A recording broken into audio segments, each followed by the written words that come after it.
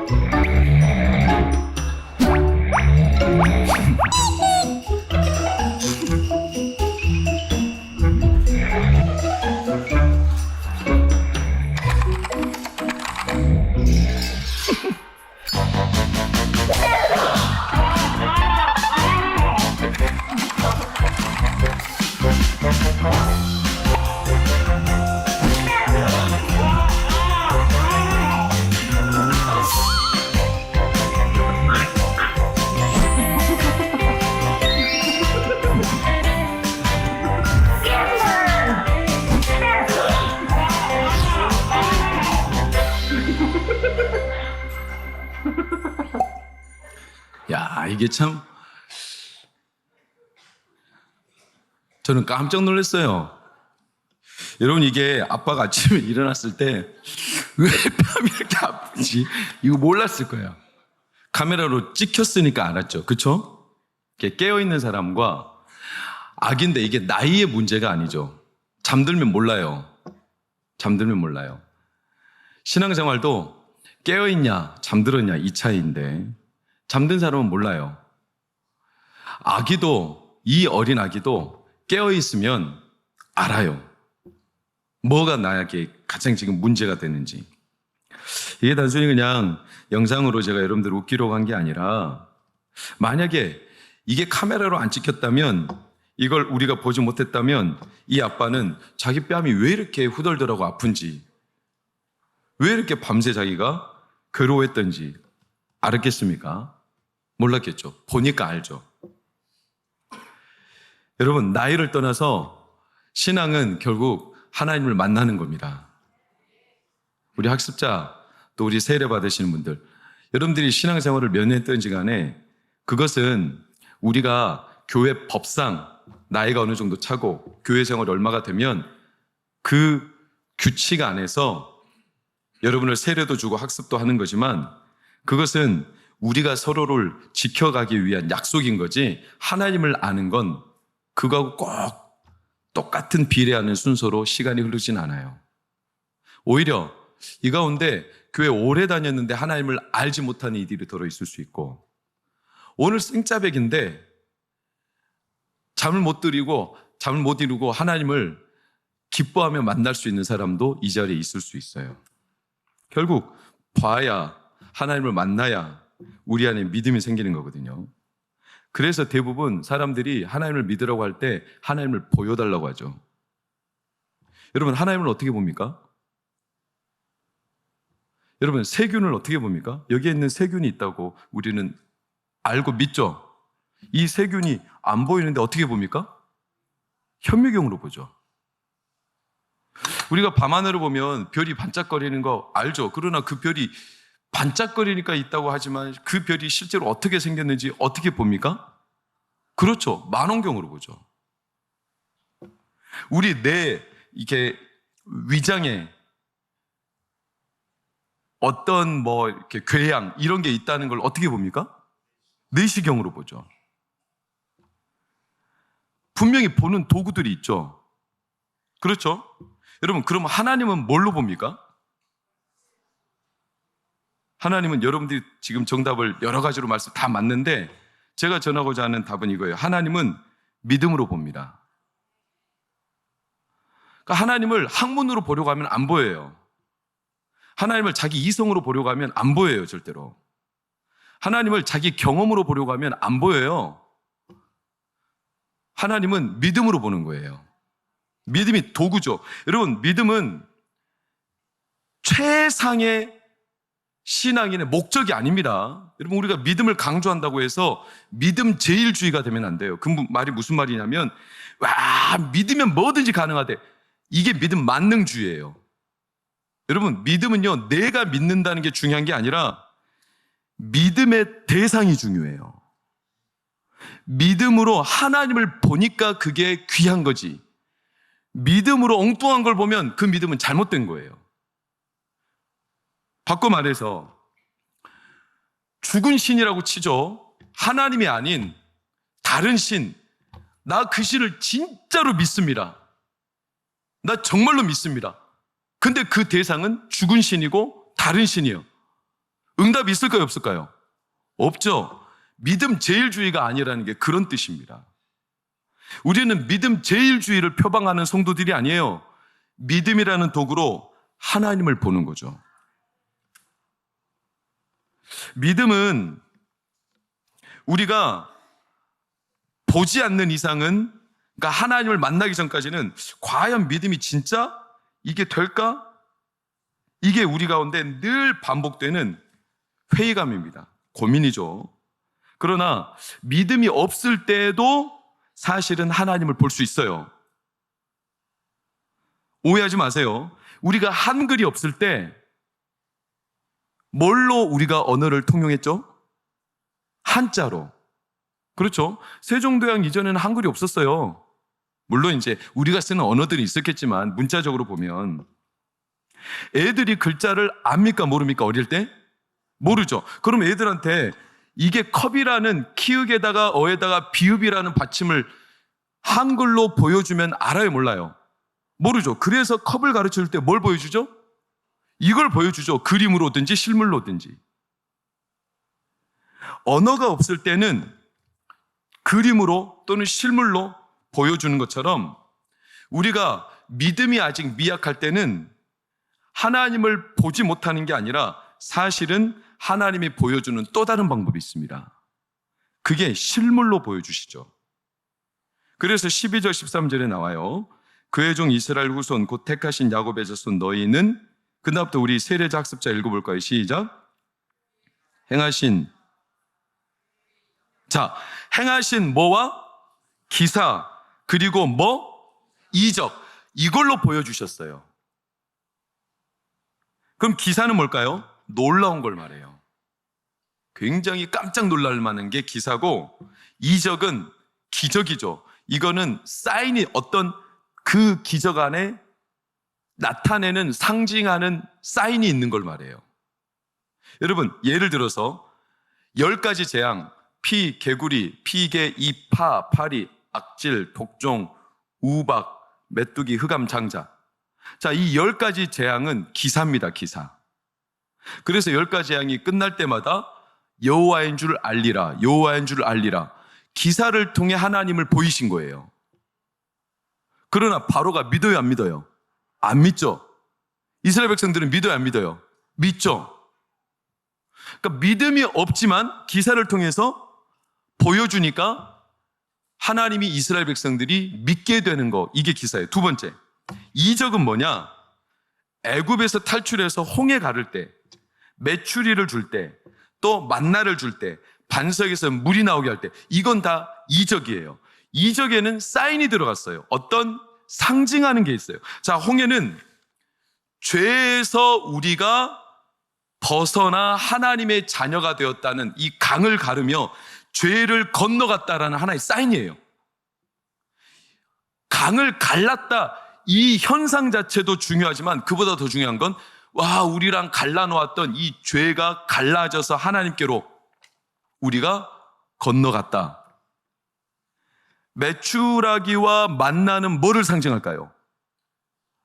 양식을 상징해요. 그래서 예수님이 만나를 말씀하시며 하늘에서 내려온 떡이라고 하셨어요. 그 떡이 누군데요? 예수님이시죠. 그러니까 만나를 내려주신 그 자체도 귀하지만 만나 안에 담겨있는 상징, 예수님을 말해요. 반석에서 샘이 솟았다. 이건 뭘 말하죠? 반석이신 예수님에게서 생명의 샘을 우리가 마신다. 이걸 상징하죠. 이렇게 이적, 기적을 통해 하나님이 우리에게 자신을 믿게 해주시는 거예요. 그러니까 믿음이 미약해도 기사나 이적을 통해 하나님이 보여주십니다. 근데 중요한 게 뭐냐면 기사와 이적을 하는 목적은 하나님을 보여주시는 건데 결국 기사와 이적도 뭘 하나님이 말씀하시고자 하냐면 결국 하나님의 말씀을 믿게 하시기 위한 목적이 있어요. 그러니까 최종은 말씀이에요. 우리가 하나님을 봐야 믿음이 단단해지는데 오늘 학습자 세례 받으신 분들 하나님을 보시기를 축원합니다. 근데 이 하나님을 보는 것은 믿음이라고 그랬어요. 근데 이 믿음이 처음에는 없을 수도 있어요. 미약해. 그래서 우리에게 기사와 이적을 보여주셔서 믿음을 갖게 하신다는 거예요. 그런데 기사 이적만으로 계속 우리를 믿음을 주시지 않아. 목적, 최종적인 하나님을 알게 하는 게 뭐냐고요? 말씀이에요. 그럼 여러분 질문 드릴게요. 기사와 이적을 보지 못했지만 말씀을 보고 말씀이 믿어져서 하나님을 믿는다면 기사와 이적을 안 봐도 돼요, 안 돼요? 돼요. 결국의 목적은 말씀을 통해서 하나님을 만나는 거니까. 월반, 예를 들어서 내가 1학년, 2학년, 3학년, 4학년, 5학년, 6학년 다 다니면 학년이 올라가는 건데 이 학생은 이미 1, 2, 3, 4, 5학년을 다 뗐어. 그럼 바로 6학년으로 간다고 치죠. 그 사람은 1, 2, 3, 4, 5학년, 6학년 거를 할 필요가 없어. 기사와 이적을 봐야만 말씀으로 넘어가는 게 아니라 결국 목적은 말씀이에요. 우리가 하나님을 믿는 것은 말씀을 통해서 믿는 게 최상이에요. 여러분, 그러니까 말씀을 사랑하고 말씀을 믿으시기를 축원합니다. 오늘 12절을 다시 볼까요? 12절 빨간색 시작. 입. 하나님이 왜 기사와 이적을 보여주시냐면 기사 이적을 봤더니 사람들이 어떤 생각을 하냐면 하나님은 말한 대로 되네. 아니 말한 대로 되네. 말한 대로 되네. 이게 반복적으로 되다 보니까 사람들의 생각이 점점 바뀌어. 어떻게? 하나님은 말씀이시구나. 하나님은 말씀한 대로 되시는 분이구나. 그래서 나중에 안 보여줘도 하나님이 말하면 믿을까요? 안 믿을까요? 믿는 단계가 되죠. 그게 하나님을 보는 거예요. 베드로전서 1장 8절 9절은 우리에게 위로하고 있어요. 예수를 너희가 보지 못했다, 봤다? 못했다. 너희는 예수님을 본 적이 없다. 그러나 사랑한다. 어떻게? 보지도 못하고 그러나 믿는다. 말할 수 없는 하나님의 영광으로 즐거워하고 기뻐한다. 믿음의 결국 곧 영혼의 구원. 하나님을 너희들이 이미 믿고 만났기 때문이다. 이게 뭘로 이루어지냐면 말씀을 통해서. 그러니 제가 오늘 학습 받으신 분들과 세례 받으신 분들에게 축복할 수 있는 유일한 한 가지는 하나님의 말씀이 여러분에게 믿어지기를 축원합니다. 그러면 하나님을 보는 겁니다. 눈으로 안 보여도 기사와 이적이 없어도 보면 감사하지만 안 봐도 상관없어요. 이 자리에 앉아 계신 분 가운데 하나님을 본 사람 솔직히 거의 없어요. 아니 한 명이 없어요. 환상을 통해서건 꿈을 통해서건 본 분들이 있을 수도 있겠죠. 그러나 거의 없어요. 아니 이 자리에 앉은 분 가운데 방언을 하실 수 있는 분 절반 정도밖에 안 될 거예요. 절반도 안 될지 몰라요. 이 자리에 계신 분들 가운데 꿈을 통해서 하나님의 뜻을 보시는 분 3분의 1도 안 될 거예요. 그런데 다 예수님을 믿습니까? 안 믿습니까? 믿죠. 하나님을 믿습니까? 안 믿습니까? 중등부 하나님을 믿습니까? 안 믿습니까? 어떻게 믿습니까? 말씀을 통해서 믿습니다. 그러니까 말씀을 믿고 말씀을 보면 하나님을 보는 것과 똑같습니다. 그 입이 뭘 말하는지 알게 되는 거죠. 그래서 깊은 관계는요, 말하지 않아도 알아요, 몰라요? 알아요. 그 정도까지 돼요, 이제. 입만 봐도 알아. 제가 무슨 말 할까요?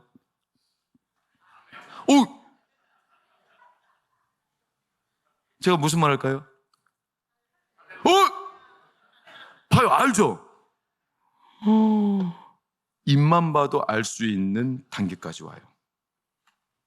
어린이들이 부모가 안 보이면 불안해요, 안 불안해요? 불안하죠. 그런데 어린이들이 커요, 점점. 부모가 안 보이면 불안해요, 안 불안해요? 안 불안하죠. 그걸 대상 영속성이라고 어려운 말로. 대상이 보일 때는 안 불안하고 안 보이면 불안한. 어린이 때는 그래요. 대상 영속성. 근데 어린이가 커, 성숙해. 그분과 관계가 돈독해져요. 그러면 안 보여도 안 불안해요. 왜냐? 그분이 어디 있다는 걸 다 알아. 그게 신뢰한다는 거죠. 안 보여도 믿어요. 안 보여도 그분이 있다는 사실을 알아요. 이게 봐서 되는 게 아니라 놀라운 건 말씀을 통해서 눈이 열리는 거죠. 하나님을 보게 된 거죠. 그러니 오늘 이 세례가 얼마나 귀하냐. 이 세례는 내가 전에는 잠자고 있었던 사람이야. 아까 처음에 아빠처럼. 근데 깨어나가지고 여기가 막 뺨을 때리니까 아빠는 몰라. 어른도 자기가 잠들어 있으면 몰라요. 근데 깨어있는 사람은 알아요. 어린아이도 하나님을 볼 수 있어요. 깨어있으면. 그러니까 이 자리에 신앙생활을 10년, 20년, 30년 이런 게 중요한 게 아니라 누구라도 학습받으시는 세례받으신 분들 누구라도 하나님이 여러분 안에 믿음을 이미 주셨습니다. 선물로. 그 믿음으로 하나님을 보는 겁니다. 근데 그 가장 빠르고 정확한 증거는 말씀이 믿어지는 겁니다. 그러면 안 보여도 믿게 되는 이 놀라운 경험이 있을 거예요. 이게 눈이 열리는 거예요. 육안이 열린다는 뜻이 아니라 영안이 열리는 거예요. 아, 하나님은 계셔. 대상 영속성. 눈앞에 안 보이는데도 안 불안해. 왜? 그분이 계시다는 사실이 믿어지는 거죠. 이게 얼마나 놀라운 신뢰고 평안이고 하나님과의 관계의 깊은 은혜인 줄 아십니까? 이걸 아무나 갖지 못합니다. 그 첫 걸음이 뭐냐면 오늘 세례입니다. 세례는 씻어내는 겁니다. 뭐를? 내 안에 하나님을 못 보게 만들던 죄들을. 이 죄라는 게 도둑질하고 강도짓하고 남을 등쳐먹는 이런 것만 죄. 이건 단순한 차원의 죄고 진짜 죄는 하나님과 나 사이의 관계가 끊어진 걸 말해요. 그분을 안 믿는 불신이죠. 이 불신의 죄가 내 안에 세례를 받을 때 씻겨나가요. 씻겨나가길 축원합니다. 이미 씻겨나갔습니다. 여러분의 마음에 예수님을 구주로 영접하셨습니까? 영접하셨습니까? 영접하실 겁니까? 영접하기를 원하십니까? 영접했다. 이미 영접했다는 것은 내 안에 예수님이 나를 씻겨냈다는 겁니다. 그 말즉슨 이제는 내 안에 하나님과 관계가 끊어졌던 것이 다 걷어지고 하나님이 믿어져요. 보여요. 눈을 감아도 보여요. 그분과 관계가 깊어진 거예요. 그게 바로 세례예요. 세례는 축복입니다. 세례 받으신 분들 축복합니다. 우리 학습 다음 6개월 뒤에 세례 받으시기를 축복합니다. 세례는 우리가 외적으로 드러나는 표지는 없어요. 그러나 이전에 없던 하나님과의 관계가 새롭게 시작되는 아주 소중한 선물입니다. 요한복음 9장 7절, 사도행전 22장 16절. 이르시되 실로암 못에 가서 뭐하라? 씻으라. 맹인에게 예수님 말씀 씻어라. 그랬더니 실로암을 번역하면 보냄을 받았다는 뜻이라. 이에 가서 씻고 어떻게? 밝은 눈이 보이며 가시적인 건 보인 게 아니라 이 사람이 예수님이 보이기 시작한 거예요. 16절은 다 같이 읽읍시다. 시작. 이제는 왜 주저하느냐? 일어나 주의 이름을 불러 세례를 받고 너의 죄를 씻으라 하더라. 세례는 선물입니다. 이제 하나님을 보여주시는 겁니다. 하나님의 믿어지게. 그래서 눈에 보이는 가시적인 게 없어도 여러분의 삶을 하나님이 깊은 아버지와 아들, 아버지와 딸로 관계를 새롭게 시작하시며 오늘부터 우리 학습 받으시는 분들과 세례 받으신 여러분들에게 하나님이 여러분들과 함께 하심을 이제 남은 여생을 통해 매일 매순간 하나님의 아버지 되심을 여러분에게 마음껏 보여주시고 그 아들 된, 딸 된 은혜를, 기쁨을 누리며 사시기를 축원합니다. 세례식 하겠습니다.